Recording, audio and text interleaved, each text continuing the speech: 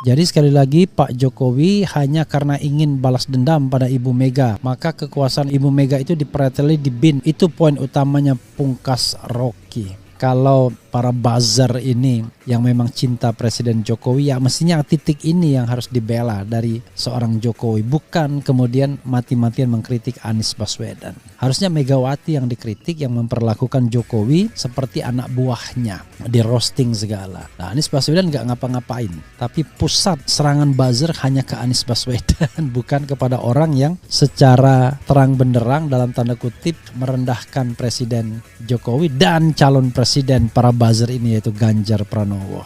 Sementara itu tentu Jokowi sendiri berusaha mengurangi pengaruh Megawati. Jadi sedang terjadi perang elit sesungguhnya antara Istana dan Teguh Umar. Kita nggak tahu siapa yang menang, tapi one thing for sure, Istana mungkin memiliki kekuasaan formal, memiliki uang karena cukong di belakangnya, sementara Megawati memiliki kekuasaan informal atau secara sosiologis orang-orang PDIP itu lebih patuh kepada Megawati ketimbang pada Presiden Jokowi. Obat semuanya, kita bicara mengenai hal yang menarik ya, soal pretelan, mempreteli kekuasaan Megawati.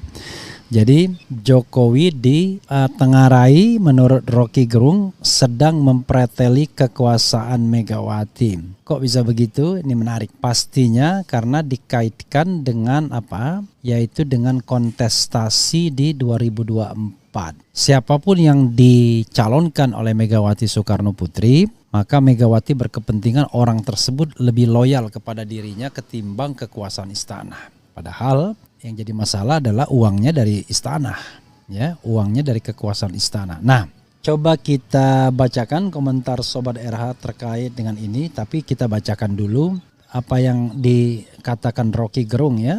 Amatan Rocky Gerung, Jokowi sedang preteli kekuasaan Megawati, Republik Merdeka.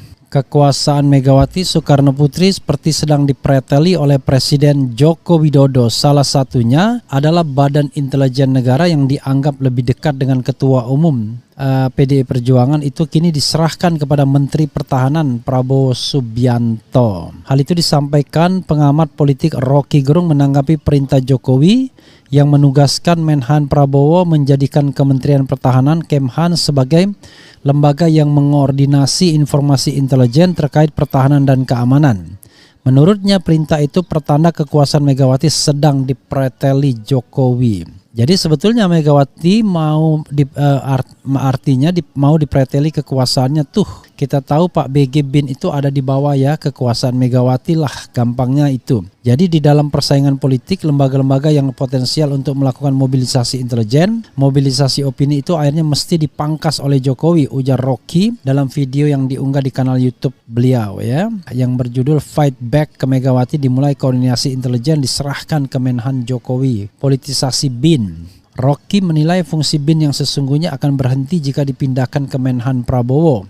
Hal itu menunjukkan bahwa Jokowi tidak mengerti fungsi intelijen dan kedudukan BIN sebagai pengatur informasi. Kan Departemen Pertahanan nggak boleh punya fungsi BIN. Nanti mendua, kalau misalnya Departemen Pertahanan dapat informasi tentang ancaman negara, dia mesti call BIN. Nah sekarang dia sendiri yang mesti lakukan itu. Itu artinya nggak ada semacam second opinion, itu kata Rocky. Rocky menjelaskan BIN mengurusi perang politik, sedangkan Kemhan tidak punya fungsi politis sehingga tidak tepat jika BIN harus melaporkan ke Menhan. Jadi sekali lagi Pak Jokowi hanya karena ingin balas dendam pada Ibu Mega, maka kekuasaan Ibu Mega itu dipreteli di BIN. Itu poin utamanya pungkas Rocky. Ya, Sobat Era sekalian, sekali lagi ini adalah amatan ya yang dibuat oleh Rocky Gerung. Ribet ya persaingan antar aktor politik ini ya. Jadi walaupun presiden dalam sistem pemerintahan presidensil,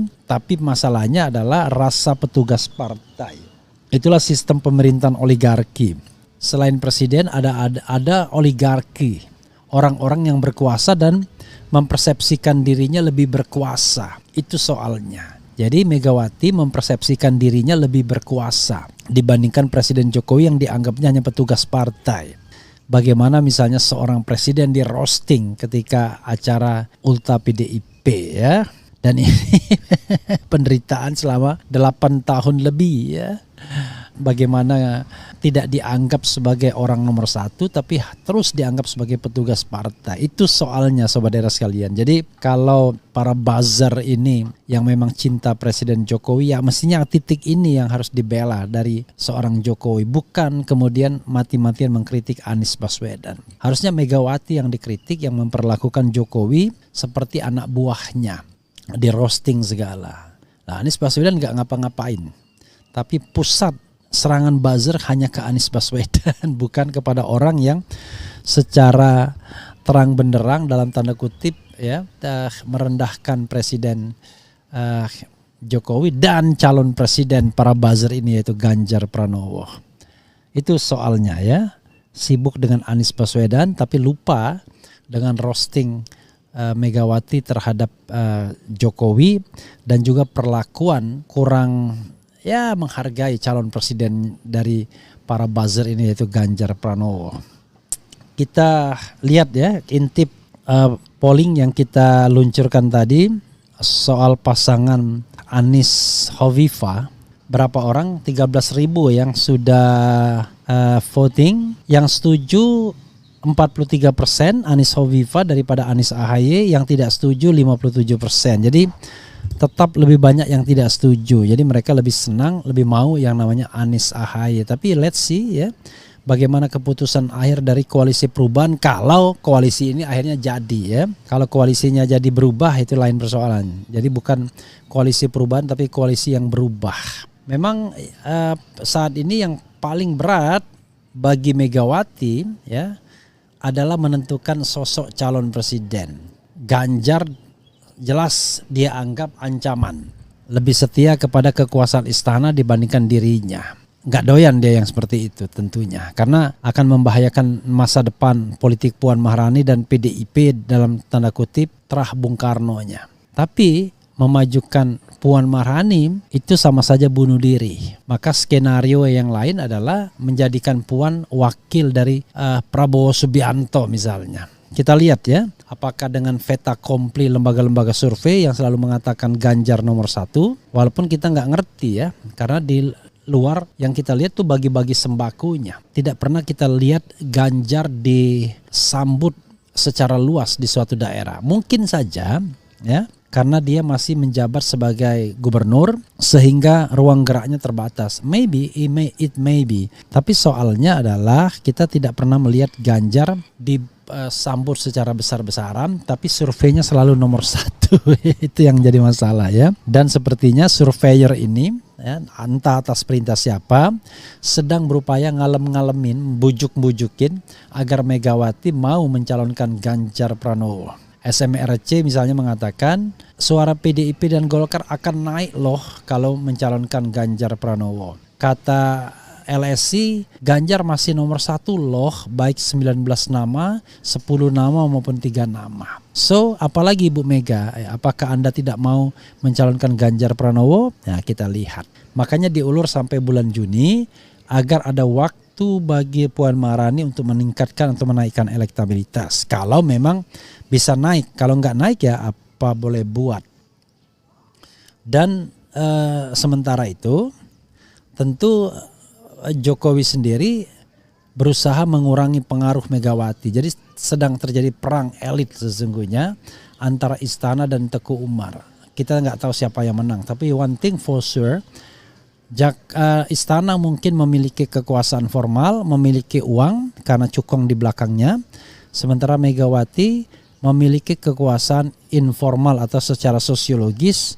Orang-orang PDIP itu lebih patuh kepada Megawati ketimbang pada Presiden Jokowi. Kita lihat mana yang kemudian terjadi ya. Bayangan saya ya akan ada yang namanya kompromi win-win solution.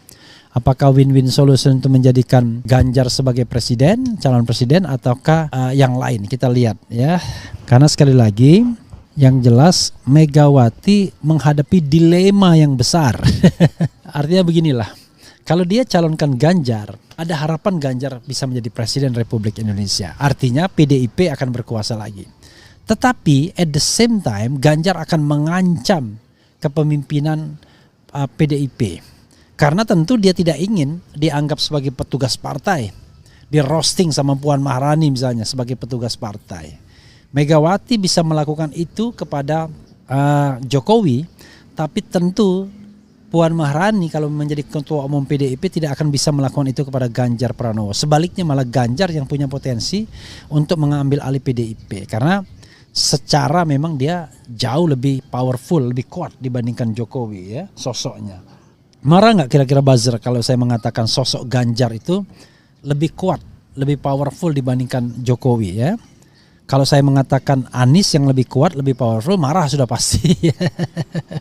Tapi kalau saya mengatakan Ganjar lebih kuat, lebih powerful dibandingkan Jokowi, marah nggak kira-kira? Nah, sehingga dari situ Megawati bingung. Kalau misalnya mengusulkan Puan Maharani, Puan nggak akan menang. Tetapi PDIP-nya aman karena Ganjar tidak akan ngambil PDIP, karena karir politik Ganjar kalau dia tidak dicalonkan oleh PDIP mati. Bagaimana kalau kemudian Ganjar Pranowo tetap ngotot, misalnya dia dicalonkan oleh kubu KIB, ya tinggal matikan saja di PDIP. Jadi PDIP-nya tetap aman, tidak akan ada potensi gangguan. Sahabat era sekalian, saya nggak tahu bagaimana mengatasi ini Megawati ya. Apakah dia lebih sayang kepada PDIP-nya karena long term, apakah dia tetap ingin berkuasa, atau ingin dua-duanya tapi nggak ada jaminan. Jadi ingin dua-duanya itu adalah Ganjar diusulkan sebagai capres, tapi bikin perjanjian tertulis bahwa kekuasaan PDIP akan di tangan Puan Maharani. Nah, cuman nggak ada jaminan, ya. Apalagi misalnya nanti tiba-tiba Puan merosting Ganjar dan yang bikin Ganjar tersinggung. Karena potensi untuk merosting itu atau untuk menganggapnya sebagai petugas partai ya akan besar, karena kan meniru aja apa yang dilakukan oleh Megawati. Hanya kalau Megawati punya kemampuan untuk merosting seperti itu, Puan Maharani ya makomnya berbeda, karena dia dari generasi baru yang belum kelihatan susah payahnya bagaimana memelihara dan memenangkan PDIP. Beda sama Megawati ya, yang memiliki segala legitimasi untuk menguasai partai ini, baik karena kerja kerasnya maupun karena dia terah Bung Karno secara langsung, bukan hanya cucu tapi anak. Puan kan masih sudah cucu. Itu saja sobat era sekalian, kita akan lihat bagaimana ke depannya ya. Jadi sobat era sekalian, kita nggak ngerti ya apakah Megawati akhirnya berpikir yang penting adalah ada presiden dari PDIP, ataukah dia menginginkan long term untuk keluarga Bung Karno. We don't know exactly, kita akan lihat nanti apa yang diputuskan oleh Megawati. Itu saja sobat era sekalian. Wassalamualaikum warahmatullahi wabarakatuh.